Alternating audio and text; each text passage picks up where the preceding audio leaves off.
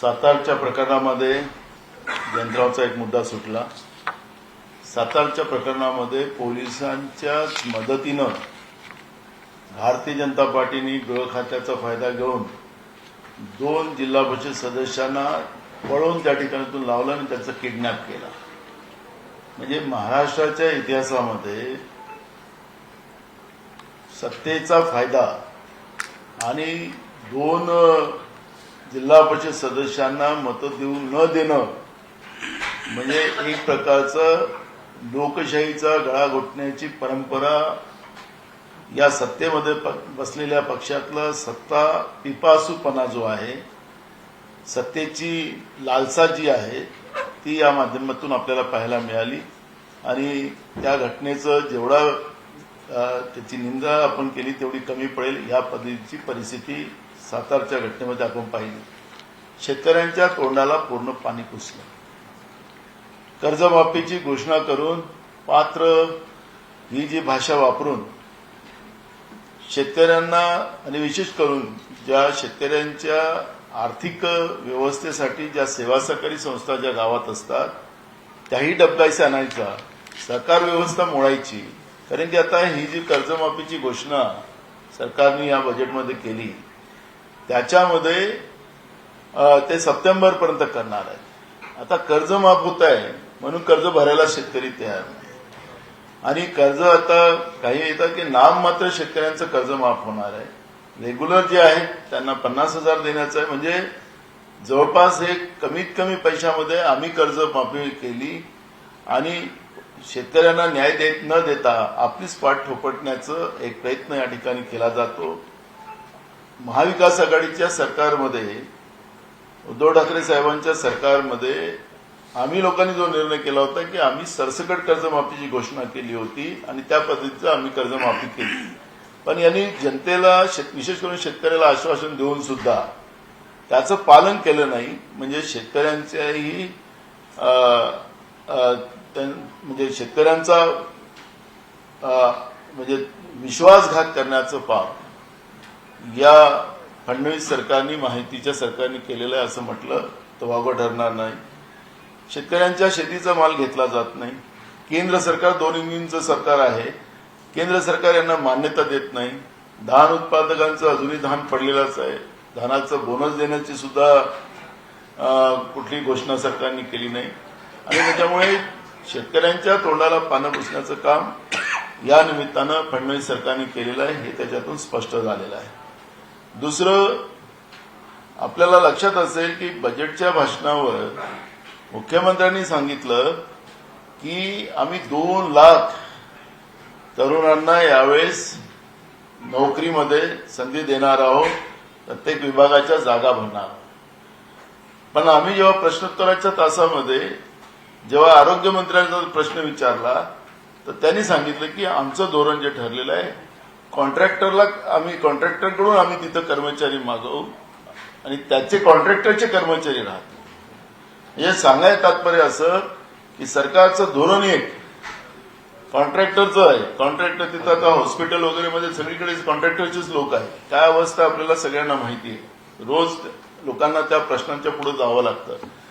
मुख्यमंत्र्यांनी त्या पद्धतीचे करून जे सुशिक्षित मुलं मुली आहेत त्यांचाही विश्वासघात केला हे या ठिकाणी आपल्याला पाहायला मिळणार आहे। तिसरा महत्वाचा मुद्दा या ठिकाणी असा आहे की महागाईवर काय कंट्रोल करेल सरकार, सरकारची काय भूमिका आहे।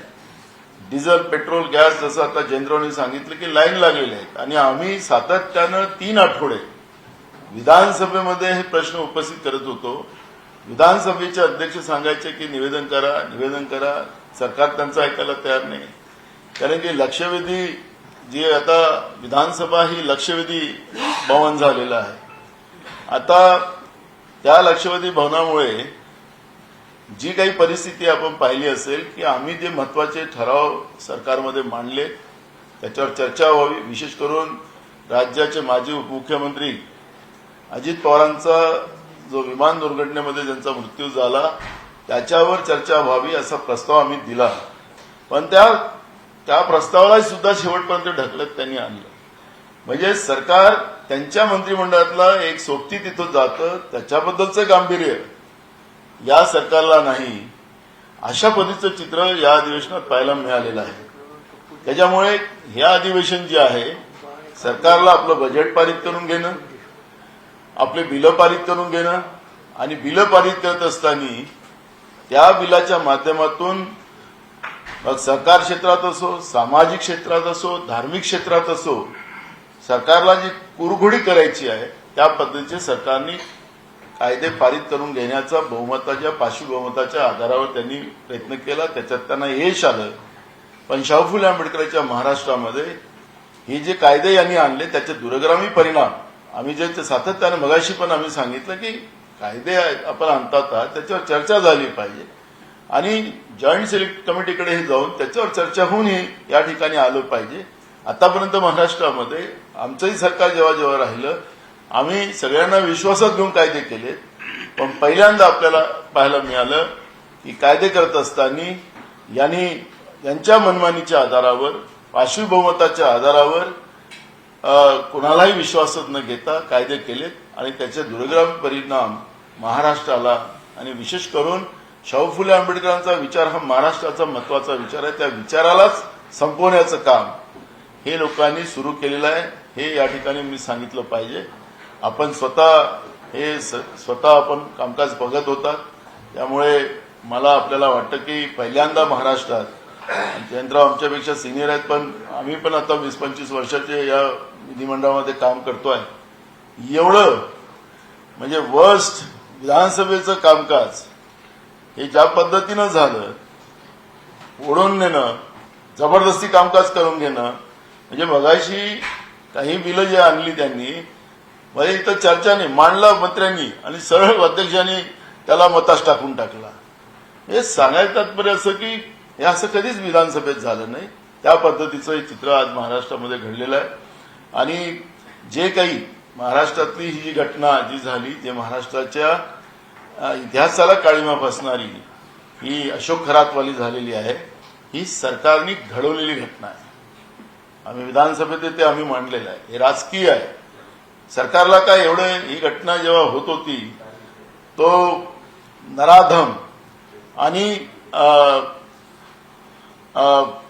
भगवान कृष्णाचा अवतार मीच आहे असं सांगून ज्यावेळेस हे सगळं पाप करत होतं तर सरकार तिथं जातच होतं.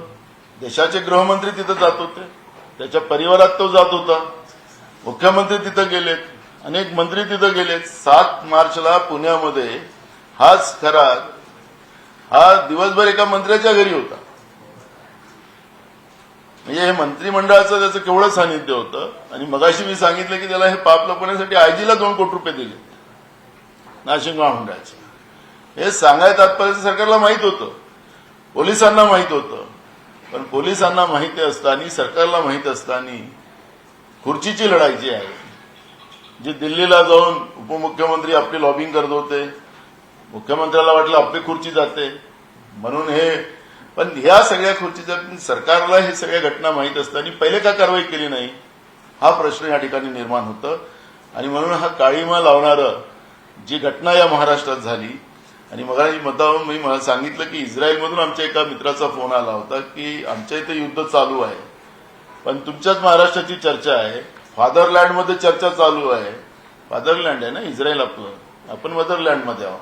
तर त्याच्यामुळे या आणि आम्ही एक भीती पण मगाशी व्यक्त केली की जसं अक्षय शिंदेचं एन्काउंटर झालं आणि त्याच पद्धतीचं या अशोक खरातचं एन्काउंटर होईल ही भीती आमच्या मनात आहे.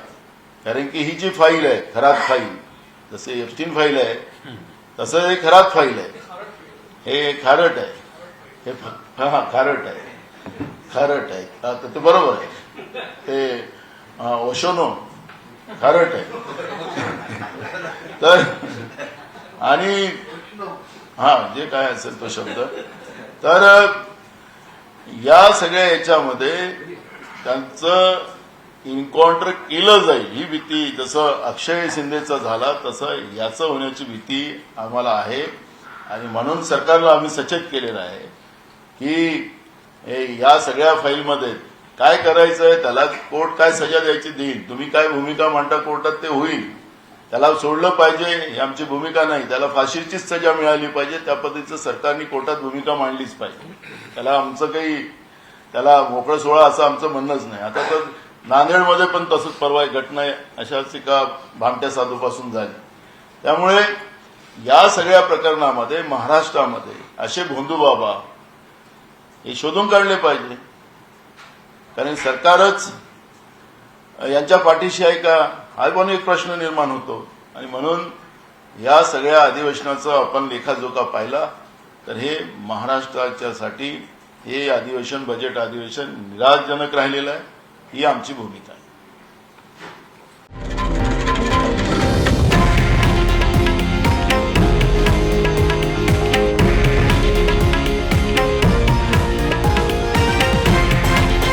हे आहे देशातील नंबर 1 न्यूज नेटवर्क आणि आपण पाहत आहात TV9 मराठी, एकमेव.